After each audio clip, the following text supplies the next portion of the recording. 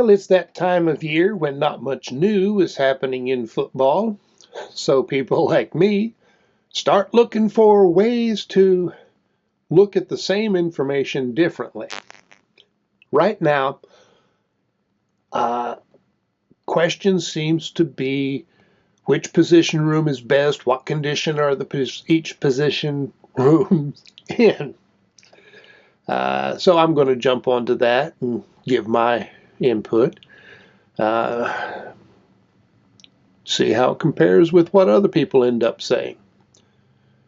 In order to keep videos around the 15-minute range, I'm going to have to break it up into about 4 videos. I tried doing the whole defense a little bit ago, and, well, it was over 30 minutes long. So I'm going to stick with just the corners and safeties for this video. We'll get to the rest later. In the meantime, this is WVU Football Going Deep, the channel for fans who like to think as well as cheer, and the channel where trash talk and personal insults don't fly, unless the insults are particularly appropriate and well written. I am Forrest Poston. I am not necessarily particularly appropriate, and sometimes I'm not well written, especially since I do most of this semi-extemporaneously. And because of that, or in spite of it, please share, subscribe, comment, click the thumbs up button, click the notification bell, and tell your friends. And don't overlook that little thanks button underneath the video. You click the thanks button and you have my thanks. And right now, I'm trying to work a haircut into the budget. So you can help with that, although we are very shy of the point where I can stick that into the budget. Now, football. The corner room. Now, one thing keep in mind, at least at Oklahoma, Zach Alley tended to play zone on the back end, pressure on the front. Not a lot of man-to-man, so we're not necessarily looking for corners who are man-to-man shutdown corners. We're looking for guys who know how to play zone and angles. With zone, it's not just a matter of how far away you are from the receiver, but having the angle to be able to make a play on the ball and maybe go for the interception. And sometimes angles, and that's a lot of instinct. Beanie Bishop had it. Okay, so that may change a lot. Things like Jacoby Spells. Will this new approach bring out what we have been hoping for? Now, last season we couldn't judge because he really wasn't healthy. Missed a lot of time and then wasn't fully healthy when he came back. And, I mean, there is no denying that the defensive scheme, something was wrong with it. I'm not sure exactly, but there was something wrong with the scheme itself at the foundational level and the play calling. I mean, the psychology of the defense deteriorated, becoming safer and safer, and that hurt the players. So a lot of the players really couldn't perform within the scheme and the psychology, the play calling, however you want to look at it. But main thing with the corner room is it is way overloaded. Last year, we had a total of 10, 8 scholarship and 2 walk-ons, and that's probably where configure would be. I mean, 10 would be technically a 5 deep, which we're not. You're certainly not hoping to go that deep with your corners, But having young guys who are working their way up is part of the plan. So we need to lose, let's see, we have about 14 or 15 corners. Now, some of it depends on where guys end up playing, whether they get moved around some. But that would mean 4 or 5 guys have to leave out of this room or move to another room to get us down to 10 corners. And we also, I mean, we're looking at the 105-man limit, and you can only have so many guys in a room and still, stay under the full house limit. So quality, I mean, really, it looks good, but of course, right now that's on paper. Once again, we're looking at a lot of transfers who haven't really played. I mean, some haven't played at, Power Four. Some haven't, they haven't played at high level Power Four. There's a lot to prove. I mean, guys coming in with good reputation. Coates should be good. He's expected to be the number 1 corner. Spells could take the other side, start. But we've got, let's see, Derek Carter and Jason Chambers probably be the next, candidates. But we have, 1, 2, 3, 4, 5 guys who are in their last year competing for 2 spots.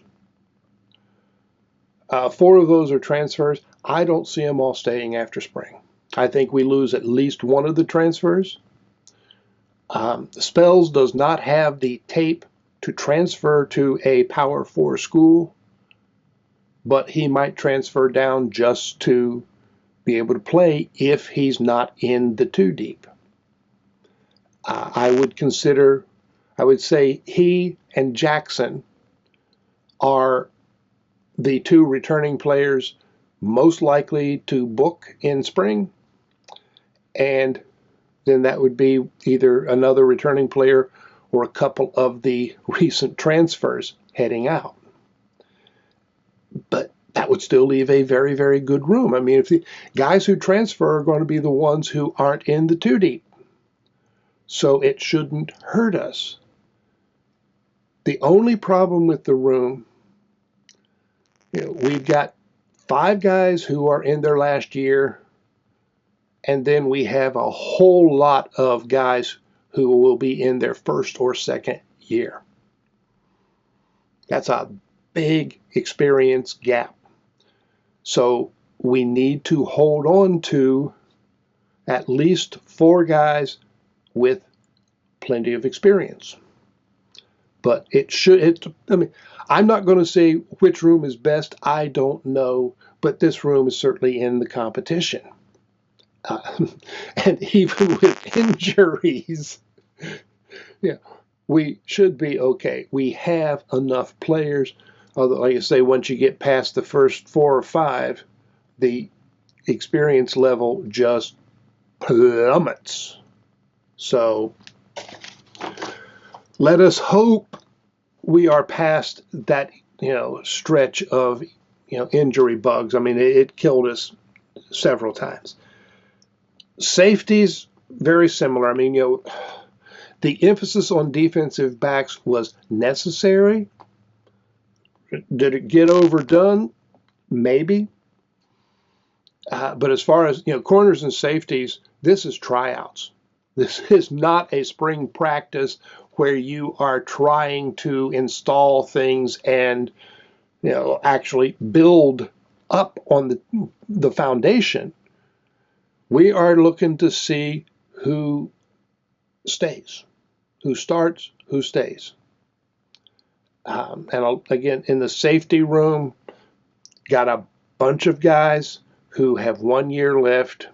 And let's see, safeties, we've got 10 plus 1 walk-on. Walk-ons will be gone. Almost, if not all, of the current walk-ons will be gone after spring.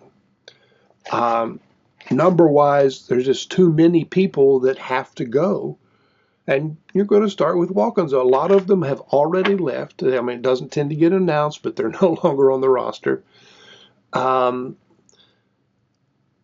Will they keep any other than maybe specialists like long snappers, kickers, punters? I don't know.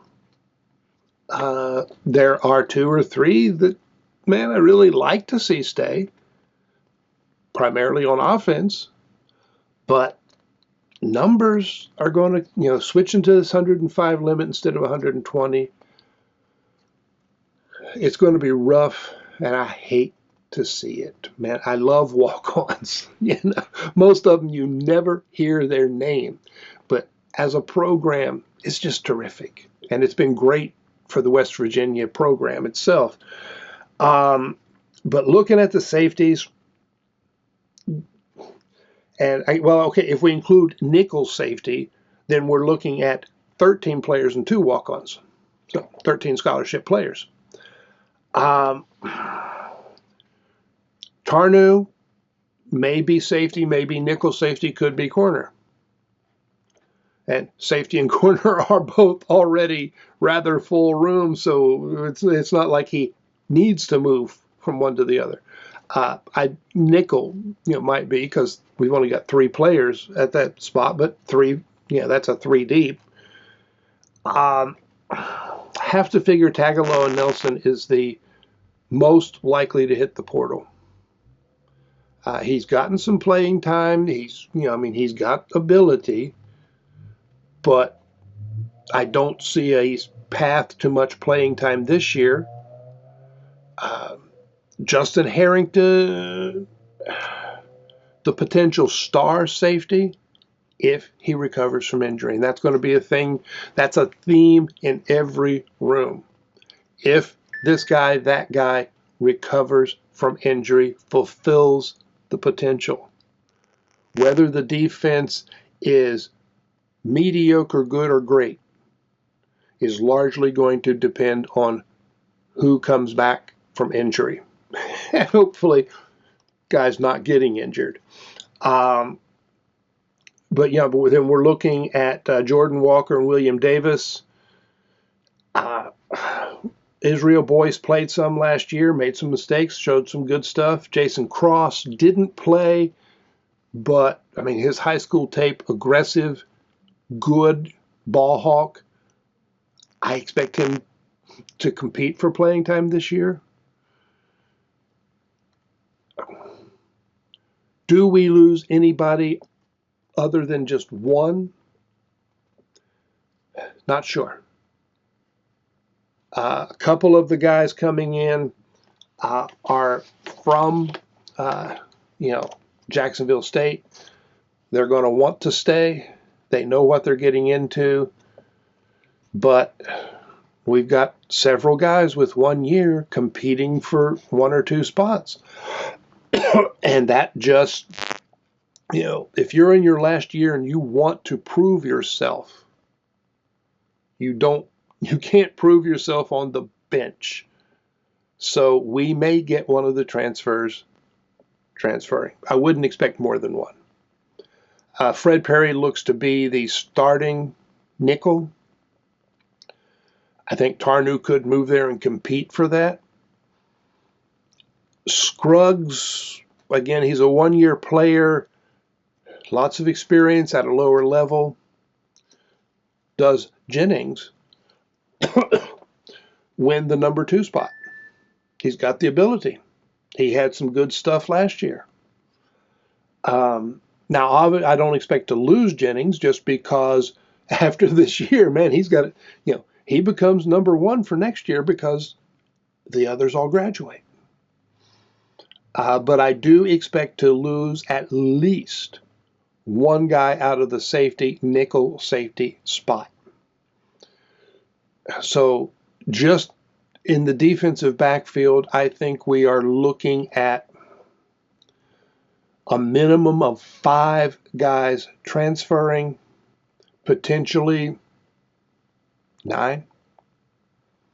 I'd say 7 or 8, but potentially 9.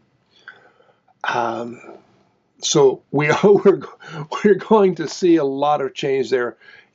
Having brought in so many players, it almost has to be the area where we have the most post-spring game change. But it should still leave us in a good spot. If Harrington recovers from his injury, fulfills potential, safety is a strength. Safety could be a room that wins games. Otherwise, it's a room that just doesn't lose games. The young players from last year, we have that experience gap. A lot of older players, a lot of younger players, not much in between.